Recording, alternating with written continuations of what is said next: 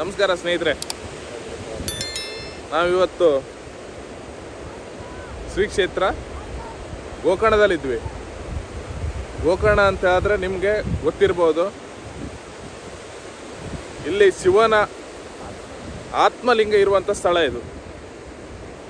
ಶಿವನ ಆತ್ಮಲಿಂಗ ಯಾರು ಪ್ರತಿಷ್ಠಾಪನೆ ಮಾಡಿದ್ರು ಅಂದರೆ ಸ್ವತಃ ಗಣಪತಿಯೇ ಪ್ರತಿಷ್ಠಾಪನೆ ಮಾಡಿದಂಥ ಸ್ಥಳ ಇದು.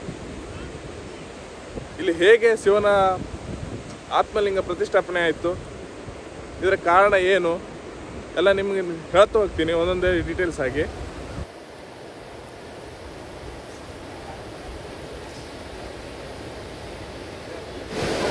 ಇಲ್ಲಿ ಬಹಳ ಜನರು ಬಹಳ ದೂರದಿಂದ ತಮ್ಮ ಪೂರ್ವಜರಿಗೆ ಪಿಂಡ ಪ್ರದಾನ ಮಾಡಲಿಕ್ಕೆ ಇಲ್ಲಿ ಬಹಳಷ್ಟು ಜನ ಬರ್ತಾರೆ.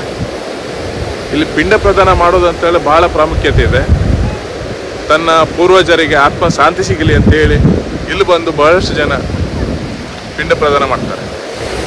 ನೀವು ನೋಡ್ತಾ ಇರ್ಬೋದು, ಇದೇ ಸ್ಥಳದಲ್ಲಿ ಶಿವನ ಪರಮ ಭಕ್ತನಾದ ರಾವಣ ಸಂಧ್ಯಾ ವಂದನೆ ಮಾಡಿದಂಥ ಸ್ಥಳ ಇದು. ಇವಾಗ ಇಲ್ಲಿ ಮಳೆಗಾಲ ಅಲ್ಲ, ಹಾಗಾಗಿ ಕಸಕಡ್ಡಿಗಳು ಬಂದು ತುಂಬಿಕೊಂಡಿದ್ವೆ. ಆದರೆ ಹೋಗ್ತಾ ಕ್ಲೀನ್ ಮಾಡ್ತಾ ಇದ್ದಾರೆ ಇವಾಗ, ನೋಡ್ಬೋದು. ನಿಮ್ಗೆ ಹೀಗೆ ಮುಂದೆ ಹೋಗ್ತಾ ನಾನು ದೇವಸ್ಥಾನವನ್ನು ತೋರಿಸ್ತೀನಿ, ಆತ್ಮಲಿಂಗ ಇರುವಂಥ ದೇವಸ್ಥಾನ. ಆದರೆ ಒಳಗಡೆ ಮೊಬೈಲ್ಗೆ ಪರ್ಮಿಷನ್ ಇದೆಯೋ ಗೊತ್ತಿಲ್ಲ. ಪರ್ಮಿಷನ್ ಇದ್ದರೆ ಮಾತ್ರ ನಿಮಗೆ ಟ್ರೈ ಮಾಡ್ತೀನಿ ತೋರಿಸ್ಲಿಕ್ಕೆ. ಪರ್ಮಿಷನ್ ಇಲ್ಲ ಅಂತ ಆದರೆ ಸಾರಿ, ಅದು ಫೋಟೋ ಹಾಕ್ತೀನಿ. ಇಲ್ಲಿ ಹೋಗ್ಬೇಕಂತ ಹೇಳಿದ್ರೆ ಡ್ರೆಸ್ ಕೋಡ್ ಇದೆ. ರಾವಣನು ಕುಣದಲ್ಲಿ ಎಷ್ಟೇ ದುಷ್ಟನಾಗಿದ್ದರೂ ಶಿವನ ಭಕ್ತನಾಗಿದ್ದ. ತಾಯಿ ಆಸೆಯನ್ನು ಈಡೇರಿಸುವ ಸಲುವಾಗಿ ಶಿವನಿಗೆ ತಪಸ್ಸು ಕೈಗೊಳ್ತಾನೆ. ಶಿವನು ರಾವಣನ ತಪಸ್ಸನ್ನು ಮೆಚ್ಚಿ ತನ್ನ ಆತ್ಮಲಿಂಗವನ್ನು ರಾವಣನಿಗೆ ನೀಡ್ತಾನೆ. ಶಿವನಿಂದ ಆತ್ಮಲಿಂಗವನ್ನು ಪಡೆದುಕೊಂಡು ರಾವಣ ಖುಷಿಯಿಂದ ತನ್ನ ಸ್ವರ್ಣನಗರಿ ಲಂಕೆಗೆ ಸಾಗುವಾಗ ಸಂಧ್ಯಾಕಾಲವಾಗ್ತದೆ. ಸೂರ್ಯ ದೇವನಿಗೆ ಸಂಧ್ಯಾ ವಂದನೆ ಮಾಡಬೇಕಾಗಿರುತ್ತೆ. ಆ ಟೈಮ್ದಲ್ಲಿ ಸಂಧ್ಯಾ ವಂದನೆ ಮಾಡಲೆಂದು ಆತ್ಮಲಿಂಗವನ್ನು ಅಲ್ಲಿದ್ದ ಬಾಲಕನ ವೇಷದಲ್ಲಿದ್ದ ಗಣೇಶನ ಹತ್ತಿರ ಕೊಡ್ತಾನೆ. ಗಣೇಶನು ಆತ್ಮಲಿಂಗವನ್ನು ಭೂಮಿಯಲ್ಲಿ ಇಟ್ಬಿಡ್ತಾನೆ ರಾವಣ ಬರುವುದರೊಳಲ್ಲಿ. ಅದನ್ನು ಕಂಡ ರಾವಣ ಸಿಟ್ಟಿನಿಂದ ಲಿಂಗವನ್ನು ನೆಲದಿಂದ ಬಿಡಿಸಲು ಪ್ರಯತ್ನ ಪಡ್ತಾನೆ. ಆದರೆ ಎಷ್ಟೇ ಪ್ರಯತ್ನಿಸಿದರೂ ಅದು ವಿಫಲವಾಗುತ್ತೆ. ಆತ್ಮಲಿಂಗವು ಚೂರು ಚೂರಾಗಿ ರಾವಣನಿಗೆ ಕೈಗೆ ಬರುತ್ತೆ.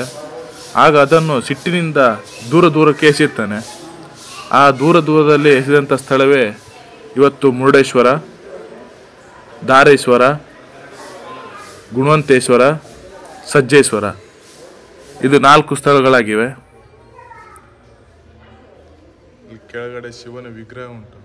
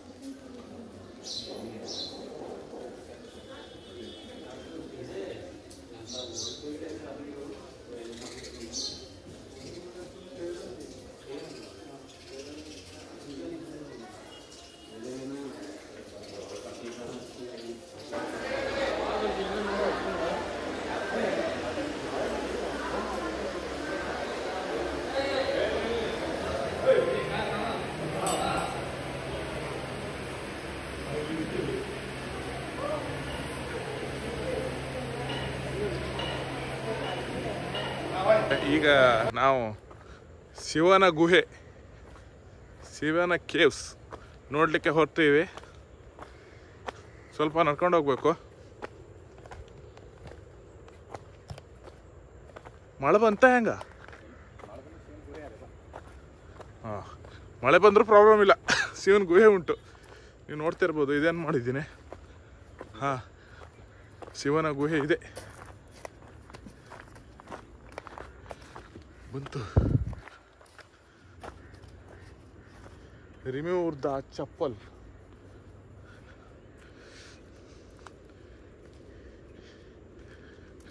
ಇಲ್ಲಿ ಅದೊಂದು ಹಳೆ ಮೂರ್ತಿ ಉಂಟು.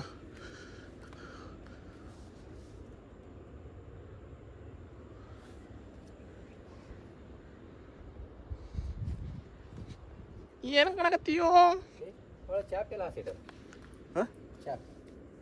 ಕೂತ್ಕೊಂಬ, ಧ್ಯಾನ ಮಾಡೋಕೆ ಒಳಗೆ ಹೋಗ. ಅಯ್ಯಪ್ಪ. ಓಂ ನಮ ಶಿವಾಯ. ಕಾಪಾಡು ತಂದೆ ಪರಮಾತ್ಮ.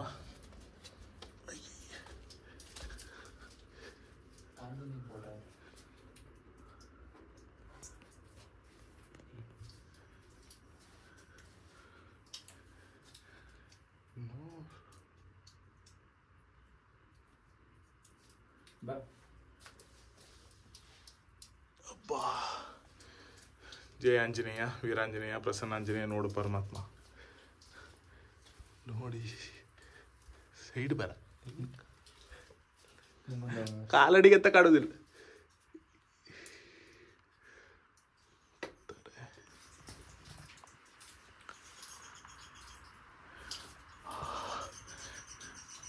ಬಾವಲಿಗಳ ಶಬ್ದ ಕೇಳ್ತಾ ಉಂಟು.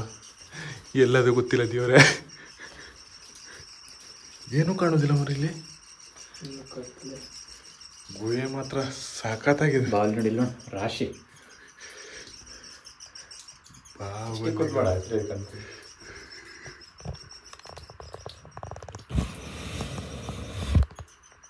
ನೋಡಿ, ಬಾವಲಿಗಳ ಹಿಂಡು.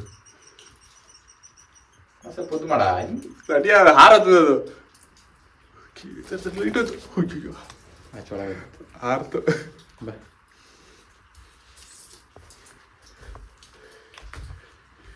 ಈ ಕಡೆ ಮತ್ತು ಗುಹೆ ಇದೆ.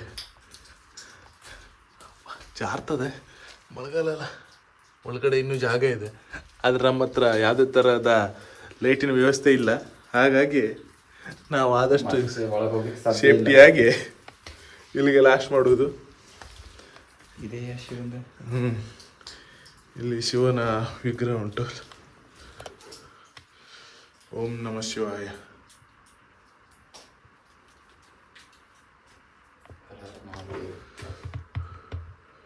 ನೋಡ್ಬೋದು, ದುರ್ಗಪ್ಪ ಬುದ್ಧ ಛತ್ರಿ. ಓಂ ನಮ ಶಿವಾಯ.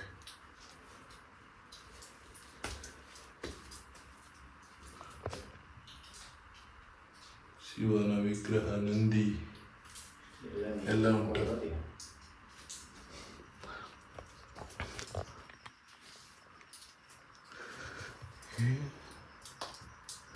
ಜಾಗ ಮಾತ್ರ ಎಕ್ಸ್ಪ್ಲೋರಿಂಗ್ ಸಖತ್ತಾಗಿದೆ ಮಾತ್ರ.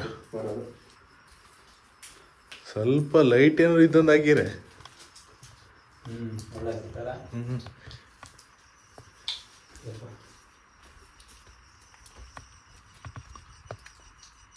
ಗುಹೆಗಳು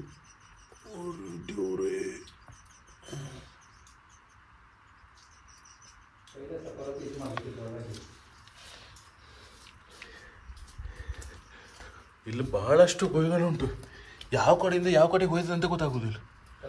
ಅಯ್ಯೋ ಅಯ್ಯೋ ಬಾವಳೆಗಳ ಹಿಂಡು ನೋಡ್ತಾ ಇರ್ಬೋದು. ಬಾವಲಿ ಇಲ್ಲಿ ನೋಡಿ, ಎಲ್ಲ ನೋಡಿದ್ರು ಗುಹೆನೆ, ಎಲ್ಲಗಡ್ ನೋಡಿದ್ರು.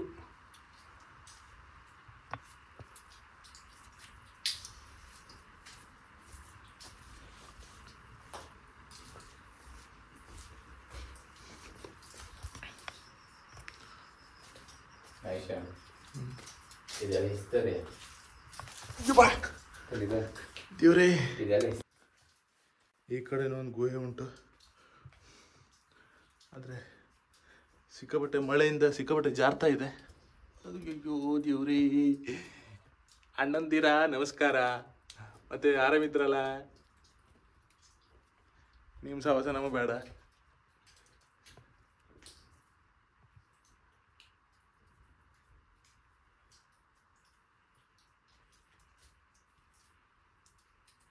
ಯಾವ ಕಡೆ ನೋಡಿದ್ರು ಆ ಗುಹೆ ಇದೆ. ಇಲ್ಲಿ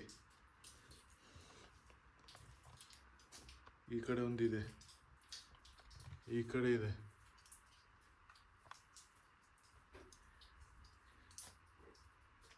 ಇಲ್ಲಿ ಪ್ರವಾಸಿಗರು ಬಂದು ಗಲೀಜು ಮಾಡಿ ಹಾಳು ಮಾಡ್ಬಿಡ್ತಾರೆ.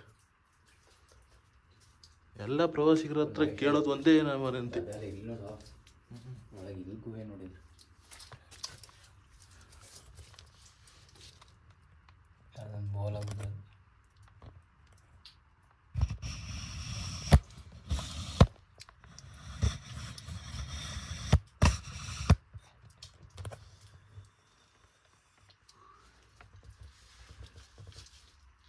ಯಾರಾದ್ರೂ ಇದ್ದೀರಾ? ಯಾರು ಇಲ್ಲ. ನೋಡಿ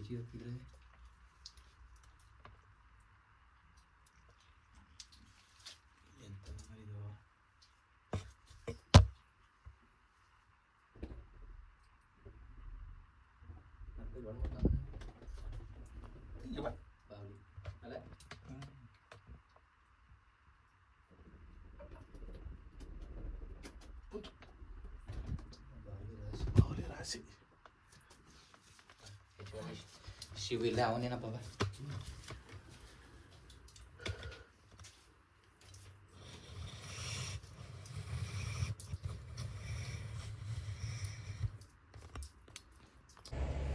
ನಮ್ಮ ವಿಡಿಯೋ ನಿಮಗೆ ಇಷ್ಟವಾದರೆ ಶೇರ್ ಮಾಡಿ, ಲೈಕ್ ಮಾಡಿ, ಹಾಗೆ ಸಬ್ಸ್ಕ್ರೈಬ್ ಮಾಡೋದನ್ನು ಮಾತ್ರ ಮರಿಬೇಡಿ.